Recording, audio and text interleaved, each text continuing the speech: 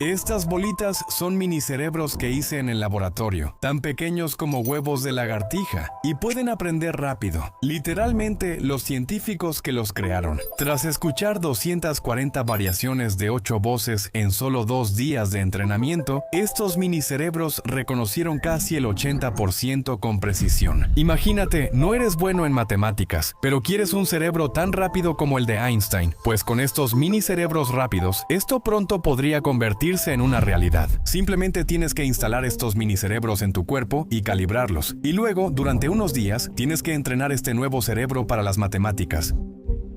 ¿Solo la IA puede hacer esto ahora? Entonces, esta tecnología nos permite obtener cualquier talento al instante como la IA. ¿Cómo funciona realmente toda esta tecnología? ¿Cómo aprenden toda esta información estos minicerebros? ¿Cómo ocurre el aprendizaje y finalmente cómo se adaptará este nuevo minicerebro a nuestro propio cerebro? Esto lo discutiremos hoy, pero antes hay un problema, ¿lo notaste?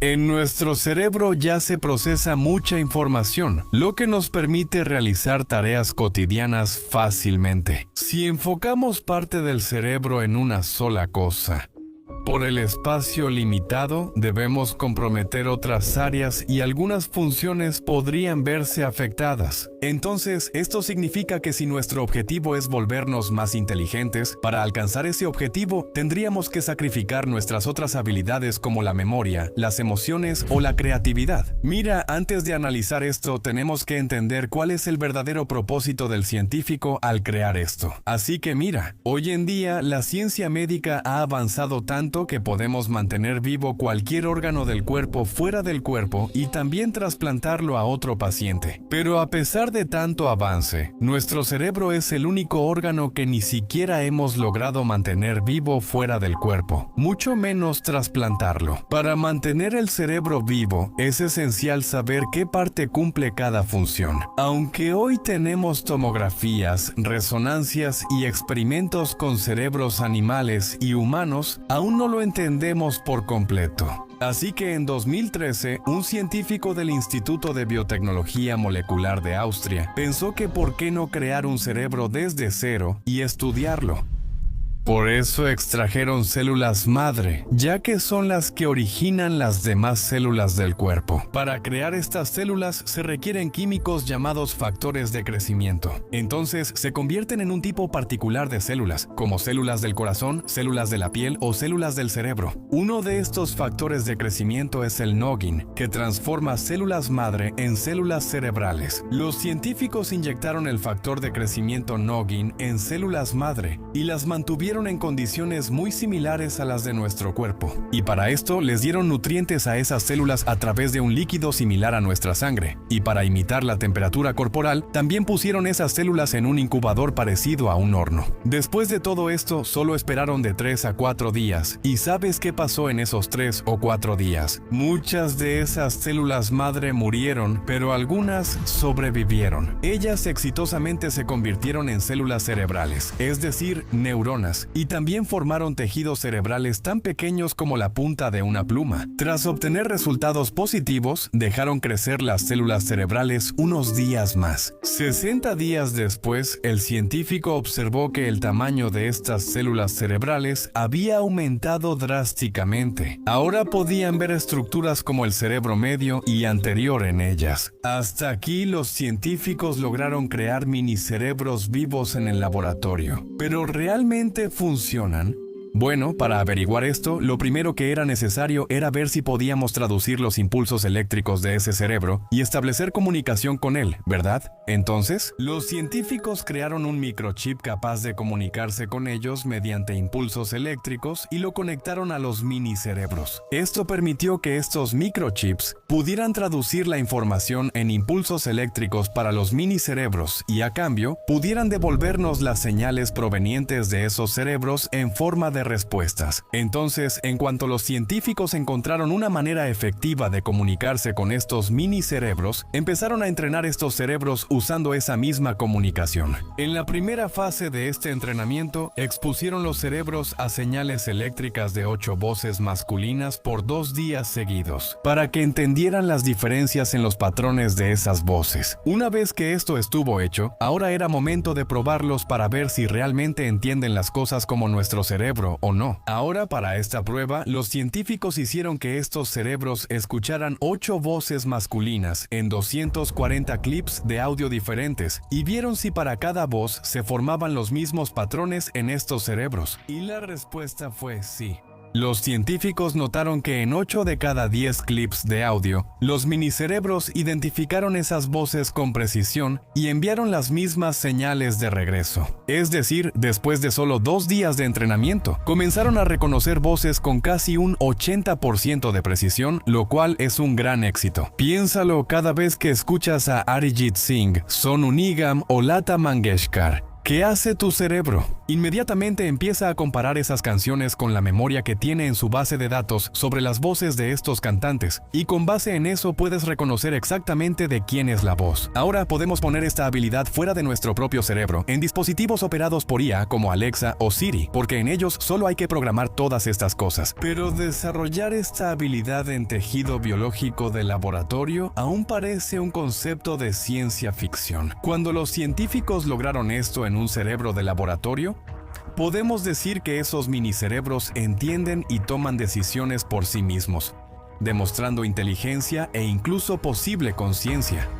Como entusiasta de la ciencia, creo que es un logro enorme. Porque imagina, actualmente contamos con cámaras de realidad virtual que simulan la vista, micrófonos que actúan como oídos y sensores táctiles, como los de celulares, que imitan nuestras sensaciones. Pero hasta ahora no hemos podido imitar 2 de nuestros órganos sensoriales principales, la nariz y la lengua. La razón es que en estos sentidos, el trabajo principal no lo hacen estos órganos, sino nuestro cerebro. Por eso estos 2 sentidos son los más subjetivos. El café puede parecer muy amargo a unos y menos a otros. Lo mismo ocurre con los perfumes. Por eso es difícil replicarlos, aunque algunos científicos lo han intentado. En 2011, una empresa creó una lengua electrónica que identificaba sabores según químicos específicos. Más glucosa indica dulzura, más compuestos de nitrógeno, amargor, y así con otros sabores. Esto ya es un gran logro, pero surge una pregunta clave.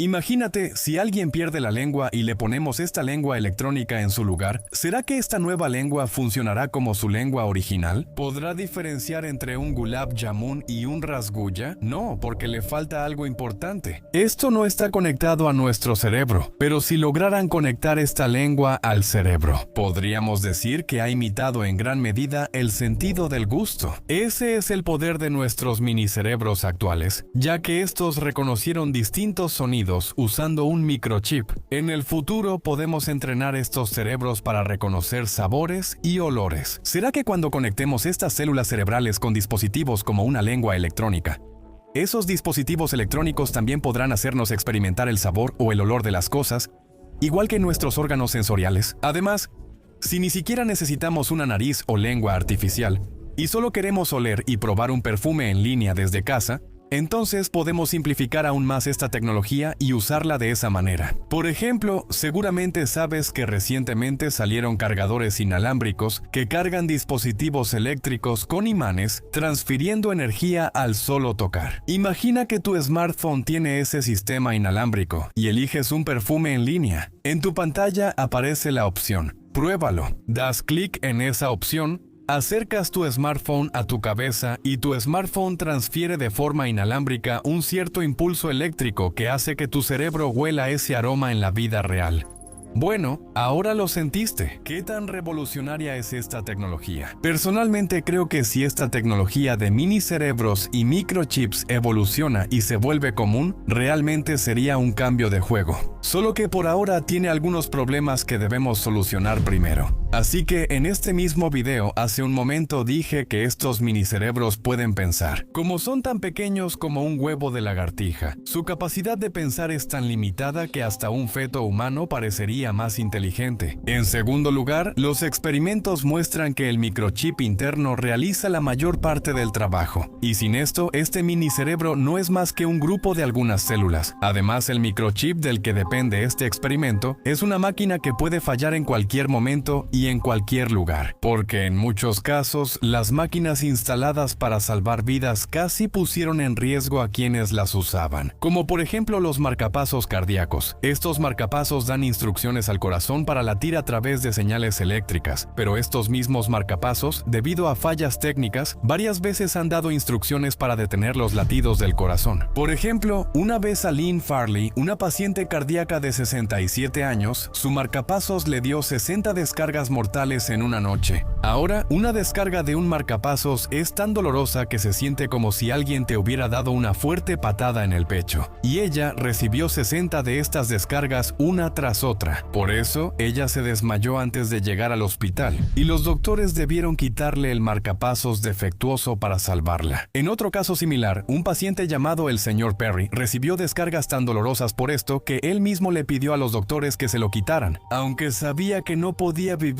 sin el marcapasos. En resumen, por más que confiemos en ellos, sin embargo, sigue siendo una máquina que puede fallar en cualquier momento. Y si estas máquinas estuvieran en nosotros, imagina la impotencia. Imagínate que sabes que la máquina que tienes dentro de tu cuerpo te está causando dolor, pero no puedes hacer nada al respecto. Entonces, lo que quiero decir es que estos minicerebros que funcionan con microchips todavía están muy lejos de ser perfectos. Hasta que no tengamos un plan de aplicación completamente seguro, con un plan B y un plan C, no se puede lanzar esto para los usuarios comunes. Esto no ha impedido que los científicos trabajen en ello. Los científicos entienden bien el potencial detrás de esta tecnología y también conocen su potencial para aplicaciones médicas y para tratar algunos trastornos mentales. En 2021 se hizo un experimento interesante. Ellos inyectaron algunos de estos tejidos cerebrales en el cerebro de ratones y luego observaron que, después de aproximadamente 3 meses, las células cerebrales creadas en el laboratorio formaron conexiones neuronales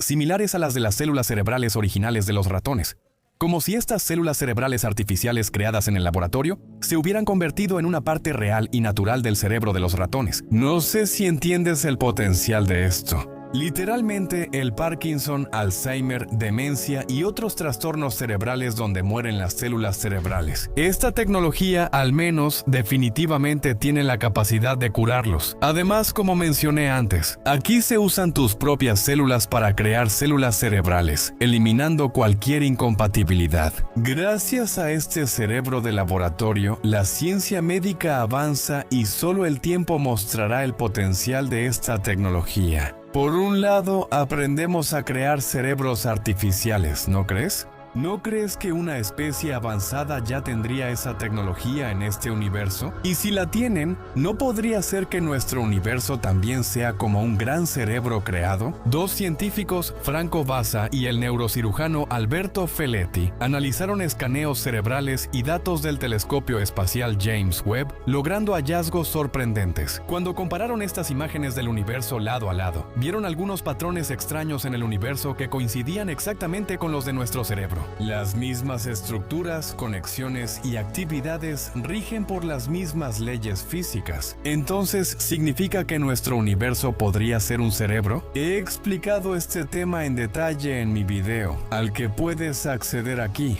Es muy interesante y aprenderás cosas fascinantes. Si te gustó el video, dale like y suscríbete para no perderte más contenido interesante. Nos vemos la próxima. Mantente curioso y sigue aprendiendo. Jai Hind.